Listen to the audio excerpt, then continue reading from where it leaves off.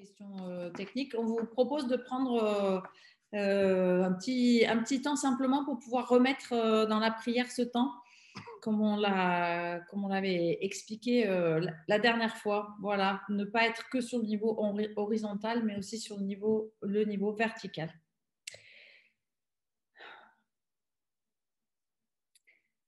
Oui, Seigneur, nous voulons te remettre ce temps que nous allons vivre ensemble, même si c'est ensemble dans différents endroits et peut-être dans différents moments, puisque des personnes regarderont cette séance enregistrée. Mais le mystère de ton Saint-Esprit fait que nous pouvons être en lien les uns avec les autres. Alors c'est ce que nous te demandons maintenant, être rempli de ta présence et vivre ce temps-là vraiment avec toi, car notre objectif est vraiment de pouvoir te rendre un culte à toi de la meilleure façon possible, la plus juste pour toi et pour nous. Donc Seigneur, viens éclairer notre compréhension de la tienne. Au nom de Jésus-Christ. Amen. Donc, ce soir, les temps du culte. Alors, la dernière fois, on avait vu avec Anne que le culte, c'était comme une rencontre entre Dieu et l'être humain. Et donc, Dieu est toujours à l'initiative de cette rencontre. Et Dieu a envoyé son Fils, a envoyé le Saint-Esprit eh bien, pour que cette rencontre puisse avoir lieu et que l'être humain puisse répondre. Sinon, sans cette interaction et sans cette initiative de Dieu, eh bien, l'être humain serait comme un amas de cellules. Alors, un amas de cellules qui penserait, mais un amas de cellules quand même. Et une image qui va avec ça, c'est celle de la création, où on voit Dieu qui prend de la glaise, qui forme un être humain et qui souffle dedans, qui souffle son esprit dedans pour le rendre vivant. Alors, ce que je viens de dire et ce qu'on a découvert la semaine dernière a deux conséquences. D'abord, qu'il n'y a pas de culte sans écoute de la parole de Dieu. Et donc, il n'y a pas de culte sans participation de l'Esprit Saint. Et l'Esprit Saint est présent tout au long du culte. Et la deuxième conséquence, c'est que eh bien, la liturgie, qui est la parole de l'Église, la parole avec un petit p, dépasse forcément toujours un peu l'Église. Alors, on reprendra ces notions dans la troisième séance la semaine prochaine, mais aujourd'hui, on voudrait s'intéresser à la façon dont le culte s'organise, les différentes parties du culte, comment s'organise cette rencontre qui est souvent dominicale et qui rassemble la communauté, là où il y aura éventuellement des rencontres entre Dieu et les participants. Et puis on verra les prochaines fois eh bien, comment ça peut être autrement, comment il y a des variantes à ces principes, mais globalement le principe reste le même. Alors, justement, qui dit principe, eh bien, je voudrais en partager d'abord un qui dit, et que je viens de donner, pas de culte sans écoute de la parole de Dieu. Et j'ai dit aussi qu'il y avait l'intervention du Saint-Esprit régulièrement. Alors, vous voyez à l'écran que le Saint-Esprit intervient dans les Écritures, ou en tout cas aide à comprendre ce que Dieu veut nous dire quand on lit l'Écriture. Le Saint-Esprit intervient auprès de chaque individu quand il lit les Écritures, mais pas seulement. Et puis le Saint-Esprit intervient de manière plus collective sur l'Église. Mais le Saint-Esprit, il aide aussi à faire autre chose. Étant descendu sur les Écritures, étant descendu sur l'individu, étant descendu sur l'Église, eh bien, il permet à ces trois éléments, les Écritures, l'individu et l'Église, d'être non seulement en communion les uns avec les autres, mais aussi en interaction les uns avec les autres. Et du coup, le Saint-Esprit joue un rôle très important. Donc, pas de culte sans écoute de la parole de Dieu, et place du Saint-Esprit tout à fait fondamentale dans le culte protestant réformé, pour que ce soit une parole et qu'une dynamique puisse se mettre en place. Alors, je passe au deuxième principe qu'on va voir tout de suite, c'est que la liturgie je l'ai dit, qui est la parole de l'Église. La liturgie, au sens étymologique, c'est la parole du peuple, du laos, du peuple en grec. Elle dépasse les individualités, elle dépasse l'Église et elle dépasse les individualités. Et donc, il est important d'inscrire la liturgie dans une tradition, mais aussi dans une compréhension actuelle. Je vais essayer de prendre un exemple. La prédication est quelque chose d'important dans le culte. Elle s'inscrit dans une tradition, elle est portée par une tradition. Nous, c'est la tradition protestante avec toutes ses composantes. Ça, c'est important. Mais il est aussi important que la prédication soit contextualisée. C'est-à-dire qu'elle prenne en compte l'auditoire tel qu'il est aujourd'hui. Et aujourd'hui, on ne prêche plus comme on prêchait même il y a 50 ans, et encore moins il y a 100 ans. Si vous regardez les prédications écrites de pasteurs ou d'autres personnes il y a une centaine d'années, c'est des prédications qui, dans le milieu réformé même, duraient 45 minutes, parfois 1 heure. Aujourd'hui, on est sur des formats beaucoup plus courts dans notre Église.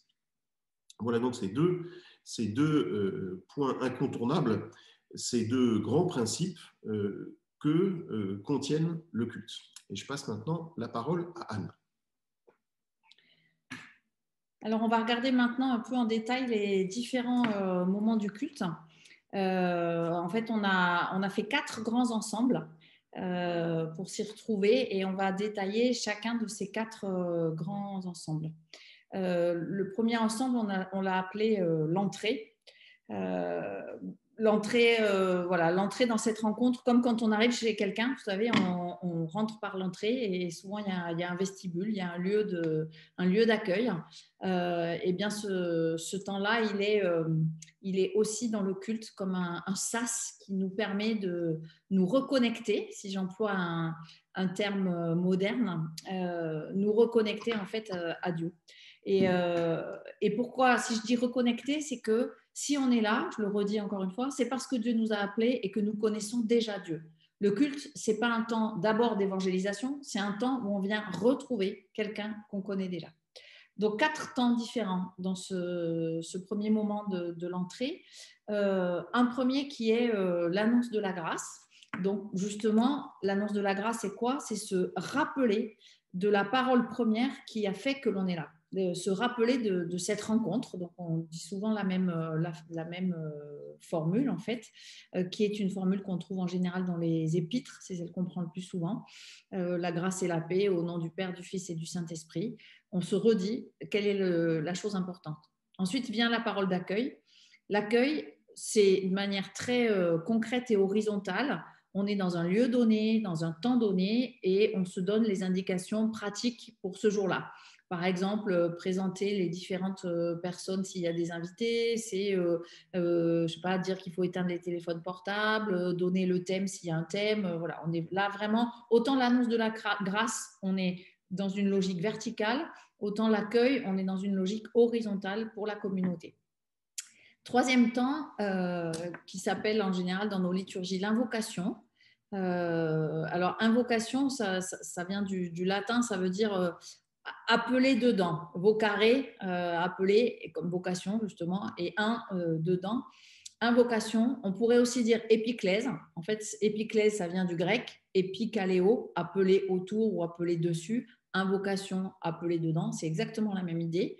Donc, si on trouve les deux mots, en fait, ça désigne la même chose, invocation et épiclèse. C'est la démarche simple de se replacer dans le Saint-Esprit qu'on a reçu le jour de son baptême. Donc, on se replace, que Olivier vous a expliqué à l'instant, donc je ne vais pas y revenir, mais donc on a toujours une prière d'accueil de l'Esprit Saint juste après l'accueil. Et une fois qu'on a fait ça, on peut entrer dans la louange. Donc, la louange, c'est un temps où on goûte le bonheur de se reconnaître comme enfant de Dieu. C'est pour ça que j'ai mis la petite image rigolote à côté, c'est-à-dire se placer sous le regard de Dieu, le reconnaître comme notre Père et goûter comme c'est bon. Donc la louange, souvent dans nos cultes, on a l'impression que c'est simplement le remerciement. Et c'est vrai que quand on accueille la grâce dans sa vie, c'est un mouvement de remerciement est tout à fait légitime et normal. Mais la louange est beaucoup plus large. C'est aussi des dimensions d'adoration, de contemplation, de simplement de goûter la joie et le bonheur d'être là. Donc, cette louange, elle peut prendre différentes formes. Ça peut être la forme d'une prière, ça peut être la forme euh, par exemple, de chants, évidemment, de plusieurs chants ou d'un seul chant. Et c'est un temps qui est vraiment un temps à part entière et qui clôt ce temps d'entrée. Une fois qu'on a fait ça, qu'on est placé à cet endroit-là, j'ai envie de dire, on peut, si je continue avec la métaphore du repas, on peut passer vraiment à table. On a fini le temps des présentations, on peut passer à table. Et donc vient le second temps.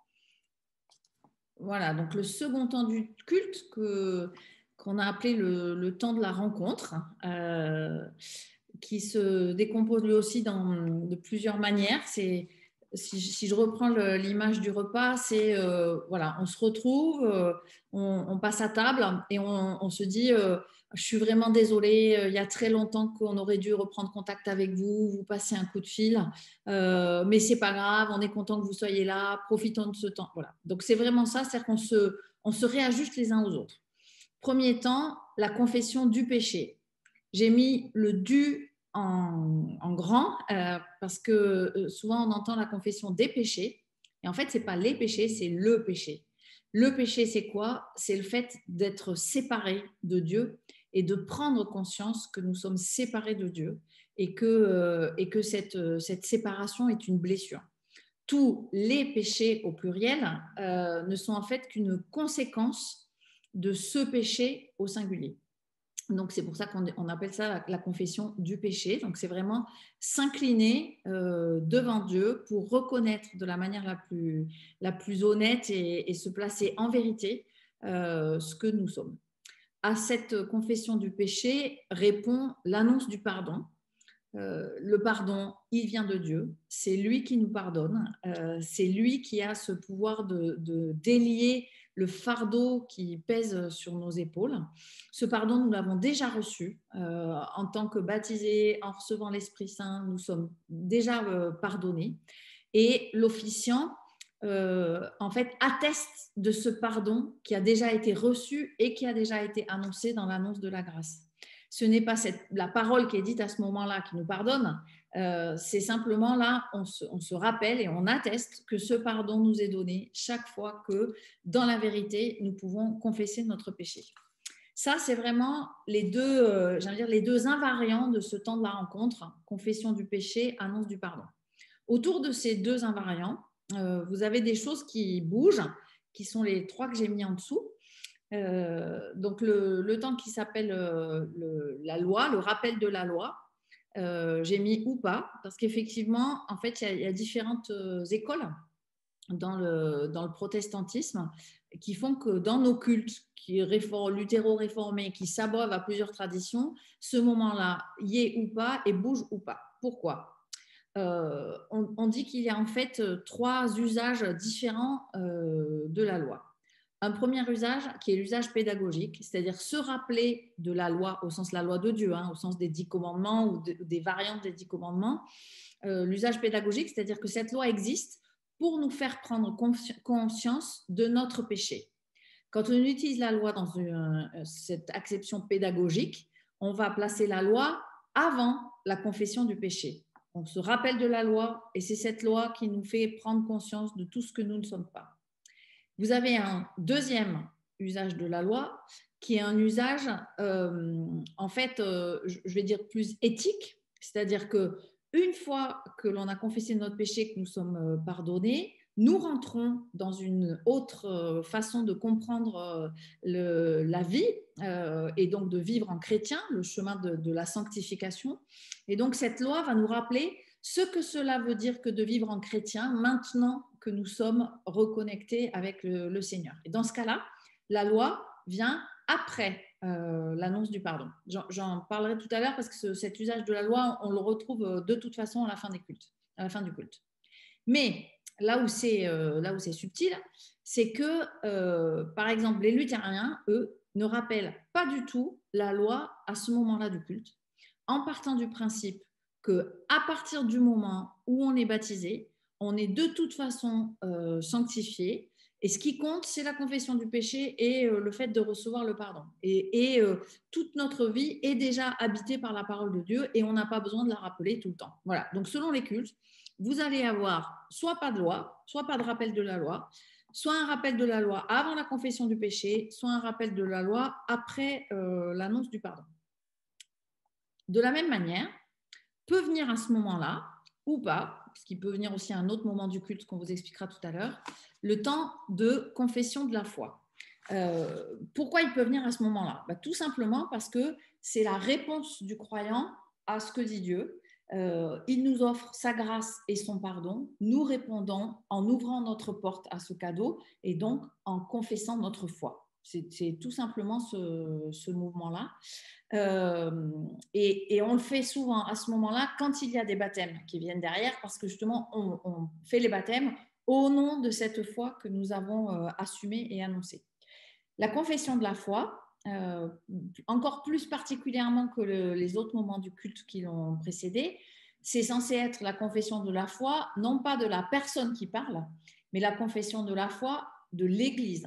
Et donc, c'est en général des textes issus de la tradition, par exemple le symbole des apôtres, mais pas systématiquement, parce que dans notre Église, on admet aussi que le symbole des apôtres, il peut parfois être tellement daté qu'il peut être incompréhensible dans certaines circonstances. Donc, on essaye il est tout à fait admis qu'on puisse prendre d'autres expressions de la foi, mais qui soient toujours très proches au niveau du sens et qui viennent souvent de d'autres églises, par exemple de d'autres églises dans le monde ou de d'autres périodes de l'histoire de notre propre église. Voilà, donc ensuite je vous disais que s'il y a célébration d'un baptême ce jour-là, ou deux baptêmes au pluriel ce jour-là, il se place à ce moment-là dans vraiment la suite de cette annonce du pardon qui a été faite et comme étant le signe de cette grâce qui s'incarne dans la vie de quelqu'un qui ouvre sa vie au Christ, que ce quelqu'un soit un tout petit enfant ou que ce quelqu'un soit une personne totalement adulte. Voilà, quand on a vécu ce petit parcours, on est normalement un peu dans l'état du petit mouton qui est sur la droite du bonhomme et qui a retrouvé son berger et qui lui a sauté au cou. C'est pour ça que j'avais mis ce petit clin d'œil-là. Voilà, et je passe la parole à Olivier pour le troisième temps. Alors, voilà dans les bras du petit bonhomme qui est le Christ, qui est Jésus. Pour le temps qui vient après, qui est le temps donc de la parole. Alors, comme on l'a dit au début, il y a un temps de lien avec le Saint-Esprit et qu'on retrouve là. On commence le temps de la parole par une prière où on demande à Dieu de nous remplir d'esprit, de nous donner son Esprit Saint, bien pour qu'on puisse comprendre à travers la lecture de la Bible ce qu'il a à nous dire. C'est-à-dire que cette prière demande à Dieu de rendre vivant pour l'Assemblée, et là encore l'Assemblée dans son ensemble, et chaque personne particulièrement, rendre vivante les textes bibliques, le ou les textes bibliques qui vont être lus. Alors, les textes bibliques, dans notre tradition, sont pas forcément attachés à un lectionnaire. Souvent, oui. Un lectionnaire, c'est une liste de lectures, souvent même en lien avec d'autres églises, notamment l'Église catholique, mais aussi d'autres églises, mais pas toujours. Le choix du texte biblique est lié à celui qui fait la prédication ou à celle qui fait la prédication. Il a le choix de choisir le texte qui est important. Pourquoi ? Parce que la prédication, c'est l'actualisation, la compréhension de ce texte biblique en lien avec la communauté. C'est-à-dire qu'une prédication, normalement, n'est jamais complètement hors sol. Elle est en lien avec les hommes et les femmes, les enfants, jeunes et moins jeunes, qui sont dans l'assemblée ce jour-là. Et on la trouve toujours sous forme de compréhension, d'actualisation, d'interpellation, pour le dire un peu rapidement, de nourriture. Là, sur le petit dessin humoristique, vous voyez d'installation d'un nouveau logiciel. L'idée, c'est d'installer le logiciel qui est lié à Dieu par Jésus-Christ et qu'on va recevoir dans l'Esprit Saint. Donc, quelque chose de la grâce de Dieu, quelque chose de l'amour de Dieu, quelque chose du pardon, quelque chose de régénérant, etc., etc. Ensuite, la prédication se termine par un temps de méditation qui peut être plus ou moins long, qui peut être habité ou non, c'est-à-dire silence et ou musique, ça dépend les lieux, etc. Mais le temps de méditation est important pour que chacun puisse recevoir et prendre le temps d'intégrer ce qu'il a reçu. Et puis, enfin, comme indiqué, si un temps de confession de foi n'a pas eu lieu après la déclaration du pardon et ou après le temps de la loi, eh bien, il peut avoir lieu ici. Pourquoi ici ? Eh bien, une fois que l'assemblée a été nourrie, a reçu la parole du Seigneur, la parole de Dieu, pour le dire autrement, a rencontré Jésus-Christ, qui est cette parole de Dieu, eh bien, l'assemblée peut confesser sa foi à ce moment-là. Et comme l'a dit Anne à l'instant, dans une certaine tradition, puisque ça reste la confession de foi de l'Église et pas d'un individu particulier. Alors, on va passer à un quatrième temps qui est plus important et qu'on va diviser en deux, qu'on a appelé avec Anne le temps de l'incarnation, c'est-à-dire un temps plus horizontal, un temps, comme indiqué à l'écran, Dieu Fils, c'est-à-dire Jésus, un temps plus horizontal. Je vais dire quelques mots plus que quelques mots sur la scène. Donc la scène, c'est un mot latin, ça vient d'un mot latin qui veut dire le repas, ou la Sainte Seine. Pourquoi sainte ? Eh bien parce qu'elle est mise à part ou elle est spéciale. Tout ce qui est saint dans le protestantisme, c'est tout ce qui est mis à part pour Dieu. Donc c'est un repas qui est mis à part pour Dieu.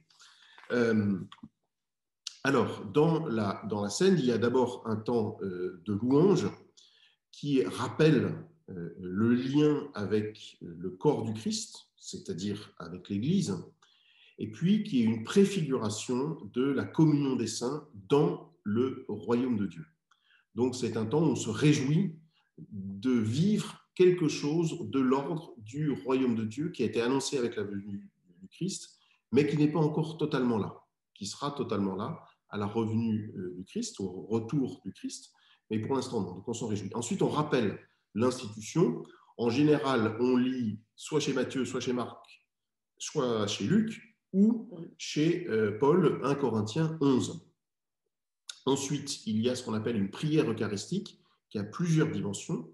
D'abord, de nouveau, une prière d'épiclèse. On demande à Dieu de nous envoyer son esprit pour que nous discernions dans l'assemblée qui va communier le Christ présent. Alors, il y a des petites variantes entre réformés et luthériens. Les réformés, c'est exactement ce que je viens de dire. Les luthériens, c'est ce que je viens de dire, plus une épiclèse sur les espèces, comme dans le catholicisme. C'est-à-dire que dans la tradition luthérienne, il y a une double épiclèse sur l'assemblée et sur le pain et le vin. Et à ce moment-là, le pain et le vin deviennent corps et sang du Christ, juste pendant le temps de la communion. Une fois que la communion est terminée, le sang redevient vin et le corps redevient pain dans la tradition luthérienne. Ensuite, cette prière eucharistique, ça veut dire rendre grâce, se réjouir. Cette prière eucharistique a une dimension universelle, c'est-à-dire qu'elle dépasse la seule assemblée. On associe, je l'ai dit juste avant, la communion des saints, c'est-à-dire l'ensemble de ceux qui, aujourd'hui ou précédemment et à venir, nous ont précédés dans la foi, ont été mis à part pour Dieu dans la foi. Ça a cette dimension-là. Et elle est manifestée souvent par la prière du Notre Père, qui est la dimension universelle de la prière par excellence, puisque c'est la prière commune à tous les chrétiens. Ensuite, il y a un temps d'invitation où le célébrant invite celles et ceux qui le souhaitent à venir dans un cercle ou à rester à leur place selon les conditions, selon qu'il y a le Covid, selon la taille de l'église, etc., peu importe, mais invite les hommes et les femmes présents, les enfants, dans notre tradition d'église, les enfants sont aussi invités, peut-être qu'on en parlera dans les questions, dans quelles conditions sont-ils invités, etc. Invite tout le monde à participer. Et c'est bien le Christ qui invite, comme il a invité ses 12. Ensuite, c'est la fraction et la communion. Donc, le célébrant rompt le pain et prononce les formules bibliques. Ceci est mon corps, en reprenant les paroles de Jésus. Ensuite, il y a ce qu'on appelle l'élévation, on prend la coupe. Ceci est mon sang, en reprenant les paroles bibliques nommées par Jésus. Ensuite, il y a un temps de communion. Et puis, il y a un temps d'action de grâce, c'est-à-dire de prière. On remercie Dieu eh bien, pour le Christ présent au milieu de nous, pour ce repas partagé, pour cette préfiguration du royaume de Dieu. Souvent, quand il y a scène, il n'y a pas de confession de foi. Pourquoi ? Parce que la scène est déjà une confession de foi en elle-même. Quand je participe à la scène, je dis ma foi. Je réponds à l'invitation du Christ de participer à la scène et donc de dire ma foi très simplement. En partageant la scène, je suis associé à la mort et à la résurrection de Jésus-Christ, symbole du pain et du vin, du corps et du sang. Donc, très souvent, quand il y a Sainte Seine, il n'y a pas de confession de foi. Voilà, j'ai terminé pour ma première partie sur le temps de l'incarnation et Anne va poursuivre.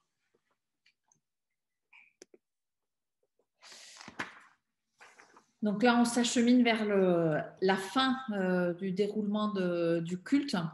On a vraiment au milieu ce temps de la prédication et quand il y a la célébration de la scène, ce temps de la scène qui se répondent, vous savez, comme les deux pages d'un livre ouvert. C'est-à-dire que la scène, c'est finalement une autre prédication, une façon de dire que dans la rencontre avec Jésus-Christ qui est venu au milieu de nous et qui est mort et qui est ressuscité pour nous, c'est incarner cette parole de Dieu que nous cherchons à comprendre et à accueillir dans nos vies. Et donc ensuite, à partir du moment où on a vécu cette scène avec cette dimension universelle dont Olivier vient de parler, on ouvre le culte vers justement cette idée de rejoindre les autres. Je ne sais pas si vous vous souvenez, la semaine dernière, on avait articulé avec un schéma en forme de croix, aimer Dieu sur la branche verticale et aimer son prochain sur la branche horizontale. Là, sur la fin du culte, on est vraiment sur cette dimension horizontale de l'amour du prochain. Et donc, on enchaîne, entre guillemets, avec la prière qu'on appelle la prière d'intercession.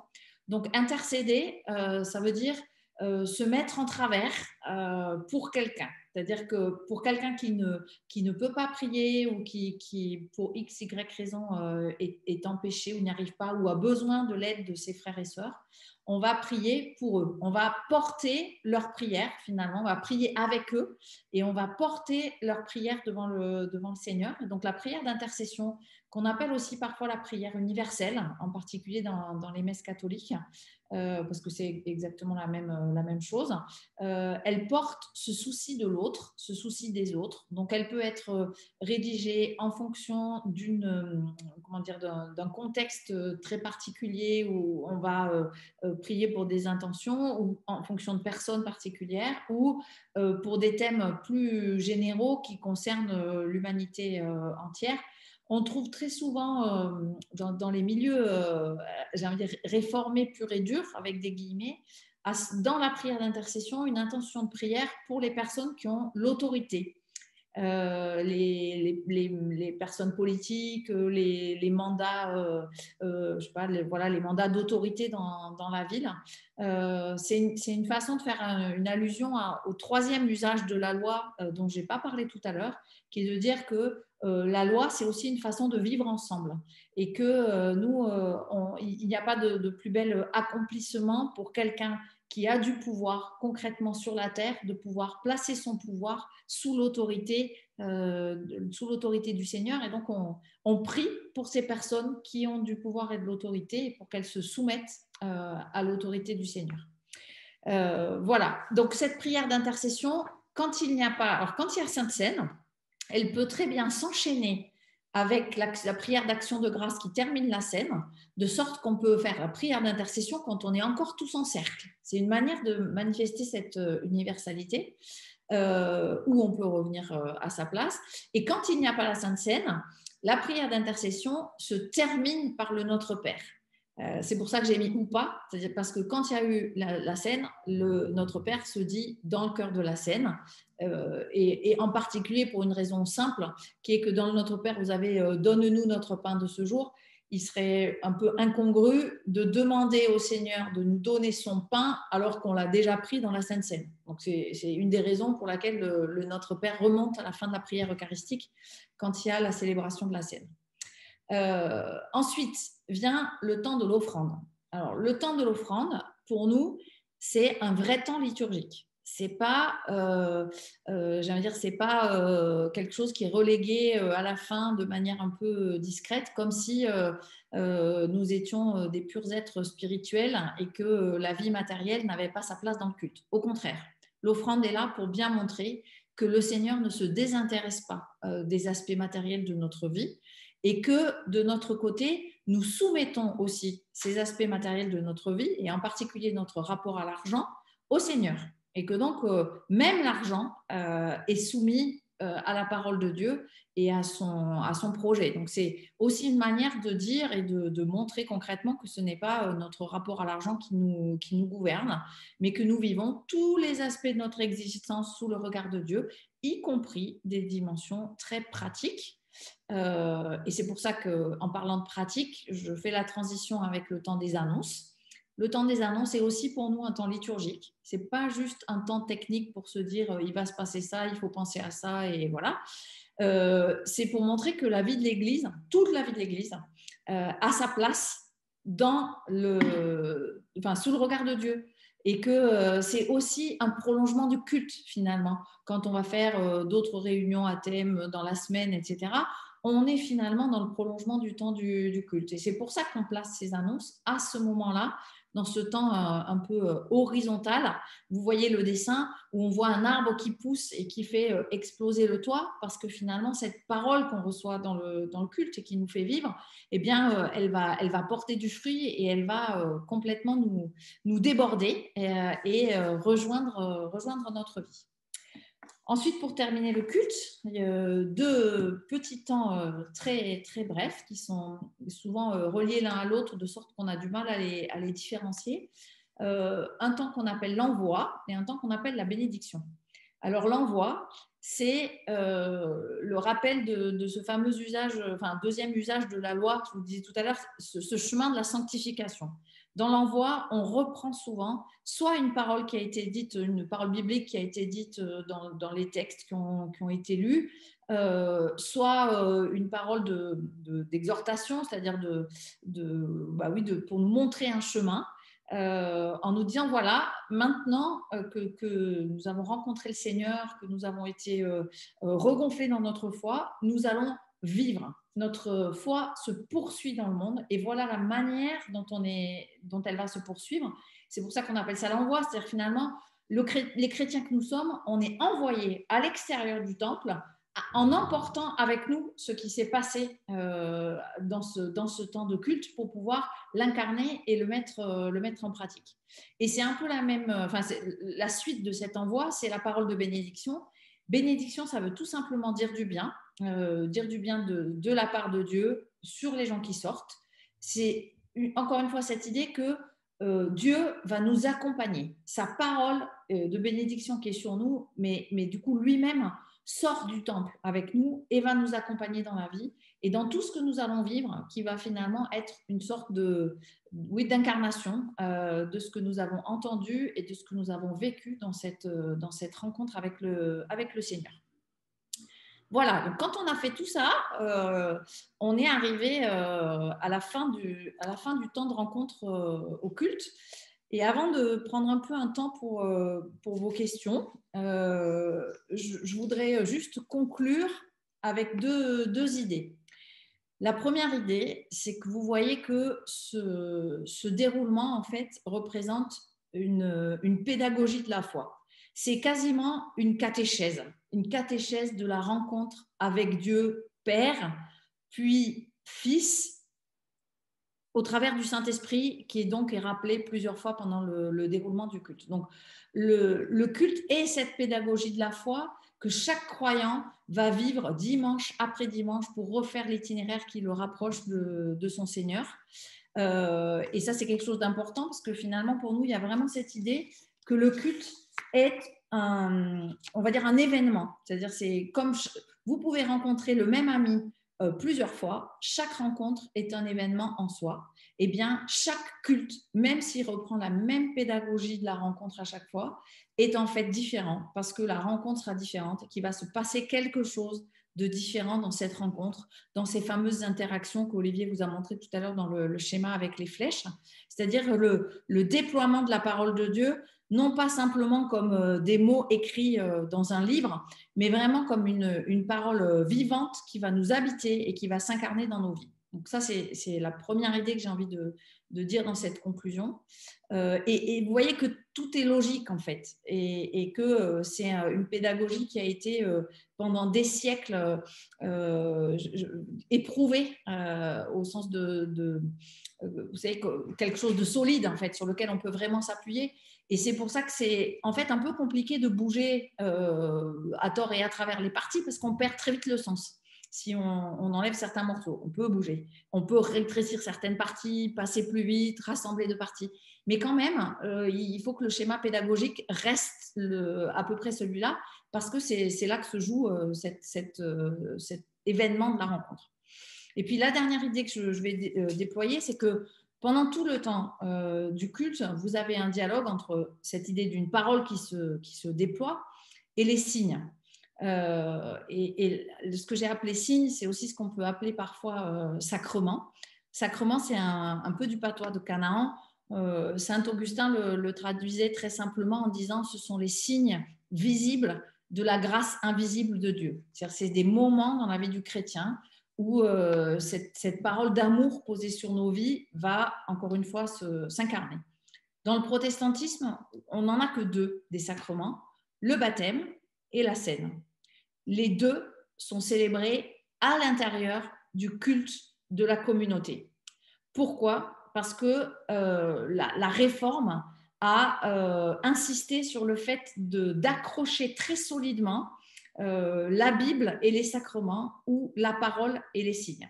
Et j'ai envie de dire que la réforme, elle se méfie de signes qui perdraient cet accrochage avec la parole biblique parce que du coup, ils perdraient leur sens et on pourrait tomber dans une acception, alors je mets beaucoup de guillemets, une acception qui soit un peu magique. Et c'est cette défiance qui fait que les protestants sont économes en sacrements, économes dans le nombre de sacrements, mais aussi économes dans le rythme auquel on célèbre les sacrements. Alors, ça varie selon les traditions protestantes. Dans l'Église protestante unie, en fait, c'est chaque conseil presbytéral qui décide du rythme de la célébration de la Seine. Donc, il y a certaines paroisses en France qui célèbrent la Seine tous les dimanches. Et il y a d'autres paroisses qui ne la célèbrent qu'une fois par mois ou une fois tous les 15 jours. En fait, le minimum, j'ai envie de dire, c'est une fois par mois. Le maximum, c'est tous les dimanches. C'est ce qui a marqué dans notre constitution d'Église protestante unie. Au temps de Calvin, l'église protestante à Genève, au temps de Calvin, la Seine, il me semble que c'était 4 fois par an. Uniquement Noël, Pâques, Pentecôte, et le quatrième, je ne sais plus ce que c'était. Enfin, voilà, 3 ou 4 fois par an. Voilà, je pense que j'ai fait le tour des idées qui nous semblaient importantes. Et donc, je vais rendre la parole à Olivier pour poser les questions.